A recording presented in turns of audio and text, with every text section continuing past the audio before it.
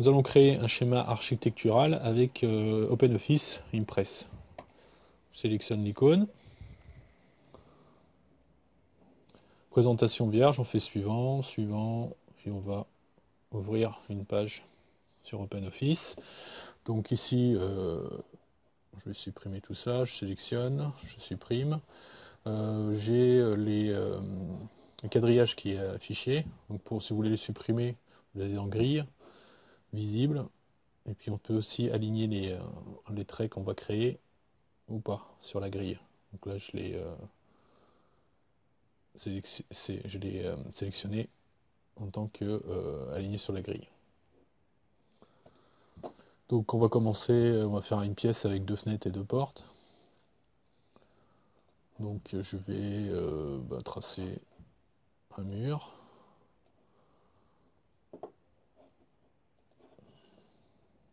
On va en faire un autre.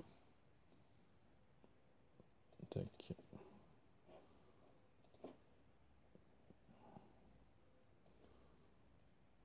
On va laisser ici une ouverture pour la porte. Voilà.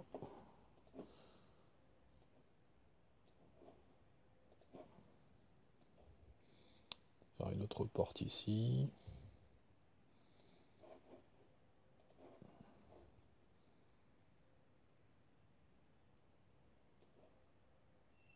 Et un autre mur. Comme c'est les murs extérieurs, on va les sélectionner.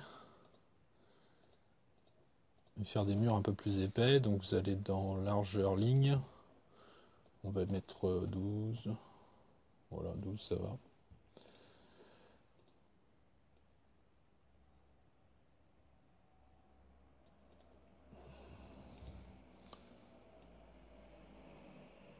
Hop.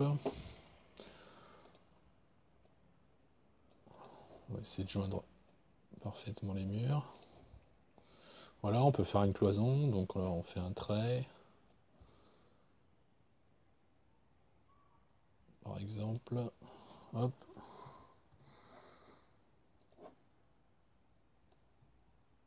Si vous maintenez la touche majuscule enfoncée, vous pouvez avoir voilà, des traits soit à 45, tout en maintenant la touche gauche, le clic gauche de la souris enfoncée. Voilà. Pour avoir un trait droit. Qu'est-ce qu'on pourrait faire ici un autre trait. Pour avoir une porte.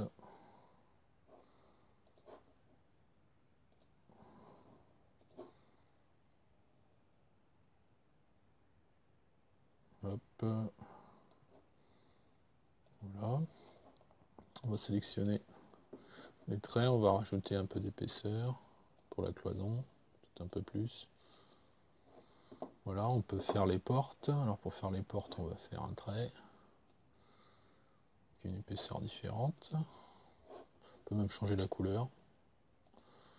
Voilà, avec une largeur de ligne supérieure. Ok, je vais faire la course de la porte.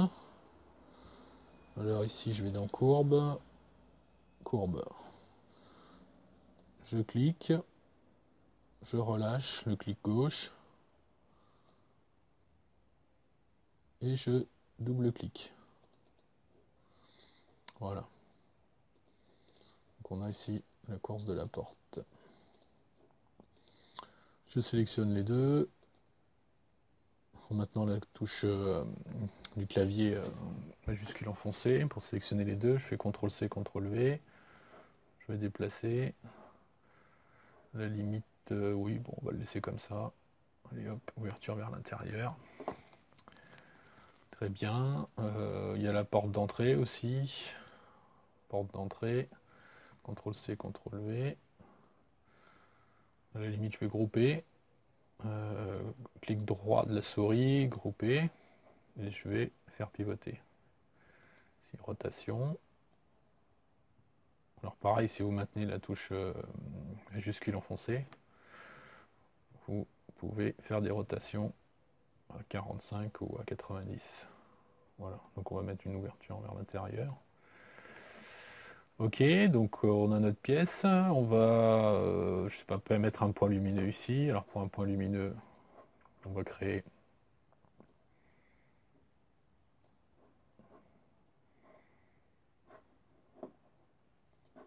une croix qui symbolise le point lumineux. Alors le fait d'avoir d'avoir sélectionné grille, aligné sur la grille, donc ça vous permet d'accrocher sur la grille et d'avoir des trucs plus faciles à sélectionner et puis plus faciles à dessiner.